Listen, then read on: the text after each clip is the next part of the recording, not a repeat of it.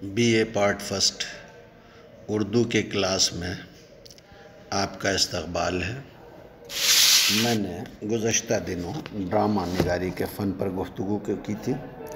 آج آپ کے نصاب میں جو ڈرامہ داخل ہے اس ڈرامے کے مصنف اور ان کی ڈرامہ نگاری کی خوبیوں پر مجھے آپ سے گفتگو کرنی ہے۔ آپ کے نصاب میں داخل ہے ڈرامہ دروازے کھول دو۔ اس کے مصنف ہیں اردو کے مشہور افسانہ نگار کرشن چندر۔ کرشن چندر اردو میں ایک افسانہ نگار کی حیثیت سے یا ایک ناول نگار کی حیثیت سے بہت زیادہ مشہور ہیں۔ انہوں نے بے شمار افسانے اور ناول لکھے ہیں۔ ناولوں اور افسانوں کے علاوہ کرشن چندر نے کچھ ریڈیائی اور نان ریڈیائی ڈرامے بھی لکھے ہیں جو تعداد کے اعتبار سے بہت کم ہیں، لیکن کرشن چندر کے ان گنے چنے ڈراموں کی اپنی خوبی اور اہمیت ہے جس سے انکار نہیں کیا جا سکتا۔ کرشن چندر ترقی پسند ادب کے معماروں میں شامل تھے اور منشی پریم چند کے بعد اردو میں جن افسانہ نگاروں کو اہمیت ملی ان میں کرشن چندر کا اپنا ایک اسلوب ہے۔ کرشن چندر کے ساتھیوں میں عصمت چغتائی، راجندر سنگھ بیدی، سعادت حسن منٹو اور خواجہ احمد عباس وغیرہ شامل ہیں۔ ان میں کرشن چندر ترقی پسند ہوتے ہوئے بھی رومانی طبیعت رکھتے تھے۔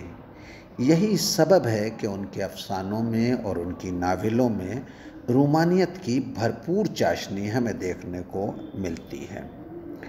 کرشن چندر 20ویں صدی کی ابتدائی دہائی یعنی 1912 میں پیدا ہوئے۔ کشمیری خاندان سے تعلق رکھتے تھے اور کشمیری ہونے کے ناطے بچپن سے ہی فطری مناظر کے دلدادہ تھے۔ انہوں نے بچپنے سے ہی اردو تہذیب آنکھ کھولنے کے بعد دیکھی اور اردو تہذیب سے ہی ان کا واسطہ رہا۔ ایک ہندو خاندان کی فرد ہوتے ہوئے بھی وہ ایک سیکولر مزاج رکھنے والے انسان تھے۔ ان کی نظر میں انسان دولت، مذہب، طاقت اور حکومت و اقتدار کی بنا پر بڑا نہیں ہوتا، بلکہ انسان کی عظمت و بزرگی کا راز اس کی انسانیت میں پوشیدہ ہوتا ہے۔ کرشن چندر نے اپنے اسی نظریے کو اپنی زندگی اور اپنی شخصیت کا حصہ بنایا، اور نہ صرف اپنی زندگی اور اپنی شخصیت کا حصہ بنایا بلکہ اپنے افسانوں، ناولوں اور ڈراموں میں بھی اسی کی ترجمانی کی۔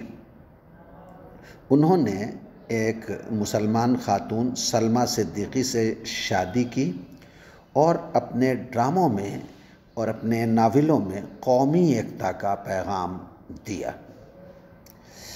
ان کے ڈرامے دروازے کھول دو کو دھیان میں رکھتے ہوئے ان کی ڈرامہ نگاری کا اگر جائزہ لیا جائے تو ہم بلا شک و شبہ یہ کہہ سکتے ہیں کہ کرشن چندر ایک کامیاب ڈرامہ نگار ہیں۔ اس ڈرامے کے بارے میں دو طرح کی باتیں ہو سکتی ہیں، ایک تو اس کا فنی پہلو، دوسرے اس کا موضوع۔ جہاں تک اس ڈرامے کے موضوع کا تعلق ہے وہ قومی یکجہتی اور قومی ایکتا پر مشتمل ہے، اور کرشن چندر نے اس کے ذریعے یہ بتانے اور سمجھانے کی کوشش کی ہے کہ جب تک ہندوستان میں رہنے والے لوگ ایک یونٹ کی شکل میں، ایک اکائی کی صورت میں اپنے ملک کی ترقی میں ہاتھ نہیں بٹاتے تب تک ہندوستان کے مسائل کو سلجھانا ممکن نہیں ہے، اور تب تک ہندوستان کا विकास और इर्तिका मुमकिन नहीं है। इस मुल्क में मज़हब का उन्होंने ये बात अपने इस ड्रामे के ज़रिए समझाने की कोशिश की है कि हिंदुस्तान में मज़हब कोई मसला नहीं है। हिंदुस्तान में असल मसला गरीबी और बेरोज़गारी है, या गरीबी और बेरोज़गारी के बाद अगर हिंदुस्तान का कोई मसला है तो हिंदुस्तान में रहने की और मकान की जो है वो एक परेशानी है, ये एक मसला है। हमारे मुल्क के सियासी रहनुमाओं का मामला ये है कि वो मजहबी और इलाक़ाई जज्बात को हवा देकर हमें आर्टिफिशियल मसाइल से, नकली मसाइल से रूबरू कर देते हैं और असली मसाइल की जानिब से हमारी तवज्जो को हटाने या उस पर पर्दा डालने की हम वक्त कोशिश करते रहते हैं। और उसका सबब ये है कि वो आवाम की बेहतरी से ज़्यादा ख़ुद के मफाद को मद्देनज़र रखते हैं। यही वजह है कि ड्रामा दरवाज़े खोल दो का मरकज़ी किरदार राम दयाल दूसरे मज़ाहिब के लोगों से फ़ायदा उठाने का आदी है, लेकिन अपने मकानात दूसरे मज़ाहिब के लोगों को किराए पर नहीं देता। कृष्णचंद ने राम दयाल की सूरत में हिंदुस्तान के उसी तबके की खूबियाँ ज़ाहिर की हैं जो मजहबी तासुब, सियासी अप्रोच या सरमायादाराना ज़हनियत के बल पर हिंदुस्तान के अवाम को ग़ुलाम बनाए रखना चाहते हैं। कृष्णचंद ने निहायत फ़नकारी के साथ ड्रामे के प्लाट में हिंदुस्तान में पाई जाने वाली ऐसी खराबियों को पंडित राम दयाल के किरदार के ज़रिए ज़ाहिर करने की कोशिश की है। उन खराबियों को ज़ाहिर किया है जो बनावटी मसाइल की पैदा करता हैं। कृष्णचंद्र की नज़र में हिंदुस्तान का बुनियादी मसला मज़हब नहीं, गरीबी, बेरोज़गारी और जहालत है। लेकिन हिंदुस्तान का सरमायादार और हिंदुस्तान का सियासी तबका अपनी दौलत की हवस में गरीबों की तरक्की के बजाय, या आप कह सकते हैं कि आवाम की तरक्की के बजाय, धर्म, इलाक़े और ज़ात पात वग़ैरह के सो कॉल्ड मसाइल में उन्हें उलझा कर उनका खून चूसने में लगा रहता है। एक ड्रामा निगार की हैसियत से कृष्णचंद्र सिर्फ तबकाती कशमकश को ही पेश नहीं करते बल्कि किरदारों का नफ्सियाती मुतालिया भी पेश करते हैं, और वो अपने ड्रामों में किरदारों को इस तरह पेश करते हैं कि उनके पेश करदा किरदार हमें अजनबी नहीं मालूम होते। उनके पेश करदा किरदार निहायत फितरी, हकीकी और हमारे समाज के अफराद मालूम होते हैं। ख्वाजा अहमद अब्बास ने उनकी ड्रामा निगारी पर तबसरा करते हुए लिखा है कि कृष्णचंद अपना पैदा किए हुए किरदारों से मोहब्बत करते हैं, उनकी अच्छाइयों और बुराइयों को समझते हैं और उनके साथ हंसते और रोते हैं, और खरे खोटे की पहचान में इंसानी नफ्सियात को वो सामने रखते हैं।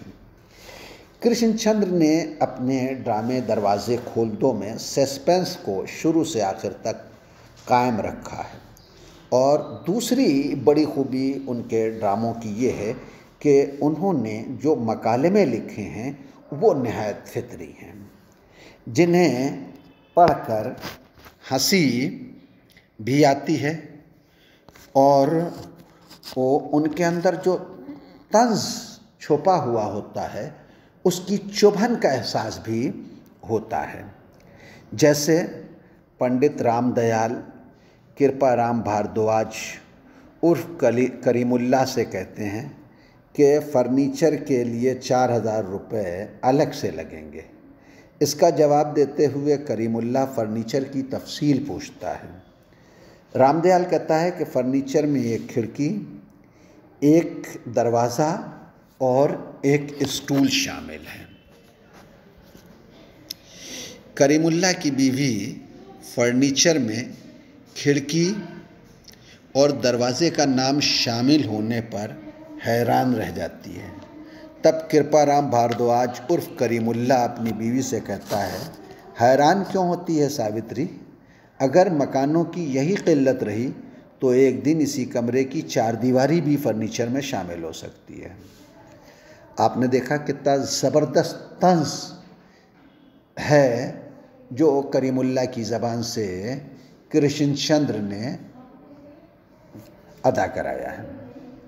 اس طرح ہم دیکھتے ہیں کہ افسانہ نگار کرشن چندر اپنے ڈراموں میں بھی کامیاب اسی طرح کامیاب ہیں جس طرح وہ اپنے افسانوں اور ناولوں میں کامیاب ہیں۔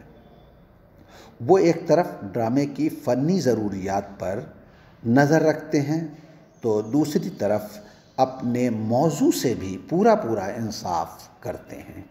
یہی ان کی ڈرامہ نگاری کی سب سے بڑی خوبی ہے جو اردو ادب میں انہیں زندہ رکھے گی۔ آپ نے میری گفتگو سنی، اس کے لیے آپ کا شکریہ۔